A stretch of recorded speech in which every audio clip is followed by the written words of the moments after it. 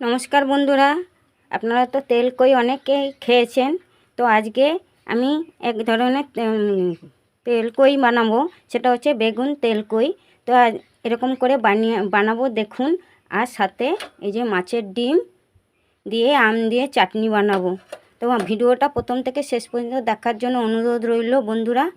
চলুন এবারে রান্না শুরু করা যাক। নুন লেবুর রস দিয়ে আমি মাছটাকে 10 মিনিট মেখে রেখেছিলাম। এবারে হলুদ দিয়ে মাছটাকে ভেজে নেব। প্রথমে কড়াইতে তেল দিয়ে দেবো। মাছগুলো এবারে ভেজে তুলে নেব। মাছগুলো ভাজা হয়ে গেছে, তুলে নেব। এবারে বেগুনগুলো এইভাবে লম্বা লম্বা করে নিয়েছি। বেগুন তেল কইয়ের জন্য আমি সাদা বেগুন নিয়েছি, আমার গাছে এই বেগুনগুলো হয়েছিল। আপনারা চাইলে যে কোনো বেগুন দিয়ে করতে পারেন। এবার এগুলোকে ভেজে নেব। বেগুন ভাজার জন্য সামান্য নুন দেবো, সামান্য হলুদ দেবো, দিয়ে একটু লালচে করে ভেজে নেব। বেগুনগুলো ভাজা হয়ে গেছে, তুলে নেব। হ্যাঁ বন্ধুরা, বলতে ভুলে গেছি, আমার ভিডিওটা প্রথম থেকে শেষ পর্যন্ত দেখবেন আর আমার চ্যানেলটিকে সাবস্ক্রাইব করবেন আর পাশে থাকা বেলটাকে ক্লিক করে দেবেন। বন্ধুদের সাথে শেয়ার করবেন বন্ধুরা। এবারে 1 চামচের মতন তেল দিয়ে দেবো। হাফ চামচের বেশি কালো জিরেটা এতে তেলে ভেজে তুলে নেব। যেহেতু বেগুন তেল কই হবে, এবারে আবার কড়াইতে বেশি করে তেল দিয়ে দেবো, যতটুকু প্রয়োজন। তেল কইয়ের জন্য আমি এখানে অল্প করে কালো জিরা ফোড়ন দিয়ে দেবো। দিয়ে দেবো একটা শুকনো লঙ্কা ফাটিয়ে, দিয়ে দেবো একটা তেজপাতা। ফোড়নটাকে একটু ভালো করে ভাজা করে নেব। এই গরমে হালকা ফুলকা রান্না করছি বন্ধুরা। আমি এখানে লঙ্কা বাটা 1 চামচ, জিরে ধনে 1 চামচ করে সব নিয়েছি। যেহেতু গরম পড়েছে, হালকা ফুলকা পাতলা বেগুনের তেল কই করব। এবার এর মধ্যে দিয়ে দেবো অল্প করে হলুদ দিয়ে দেবো, সামান্য স্বাদ অনুসারে নুন দিয়ে দেবো। মশলাটাকে ভালো করে কষিয়ে নেব। মশলাটা দেখে তেল ছেড়ে দিয়েছে মশলাটা থেকে। এবার এর মধ্যে বেগুন ভাজাগুলো দিয়ে দেবো, ভালো করে নাড়াচাড়া করে নেব। অল্প করে জল দিয়ে দেবো, সামান্য জল দেবো বন্ধুরা। যেহেতু তেল কই, আমি বেশি জল দিচ্ছি না। এবারে এর মধ্যে এই যে মাছগুলো ভেজে রেখেছি দিয়ে দেবো। একটু নাড়াচাড়া করে 1 মিনিটের মতন ঢেকে দেবো। 1 মিনিট হয়ে গেছে, ঢাকনাটা খুলে দেখব। দেখুন বন্ধুরা, একদম তেল ছেড়ে দিয়েছে।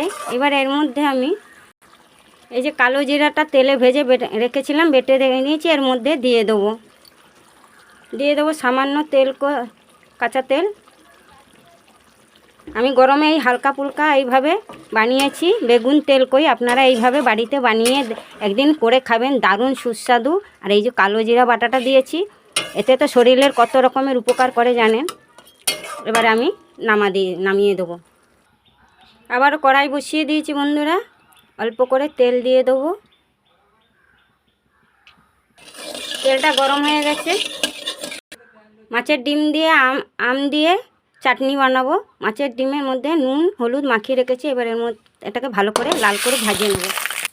মাছের ডিমগুলো ভাজা ভাজা হয়ে গেছে, ভালো করে লাল মতন নামিয়ে দেবো।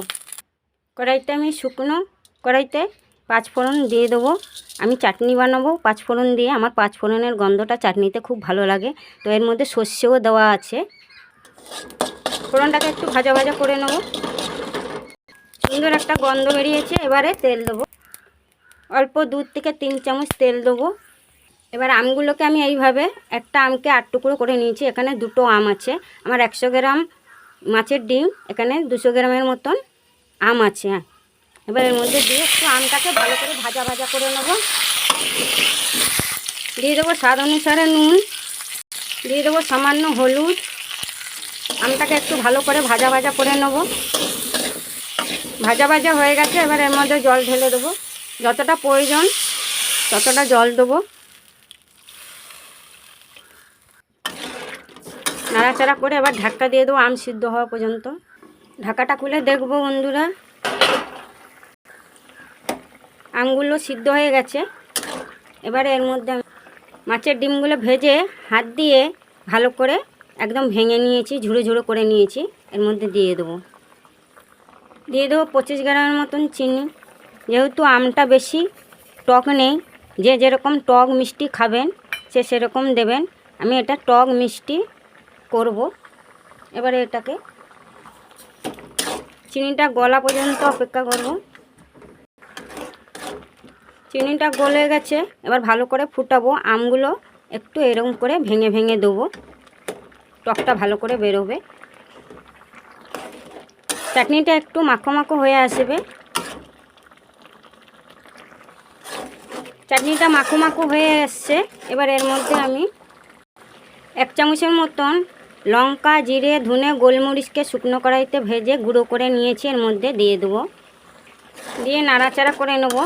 আমি লঙ্কা ফোড়ন দেইনি, আপনারা চাইলে দিতে পারেন, কেন যেহেতু আমি ভাজা মশলা দেবো বলে ওই জন্য লঙ্কা ফোড়নটা দেইনি। এবার হয়ে গেছে, এবার এটাকে আমি নামিয়ে নেব। এইভাবে বাড়িতে বানিয়ে খাবেন বন্ধুরা একবার।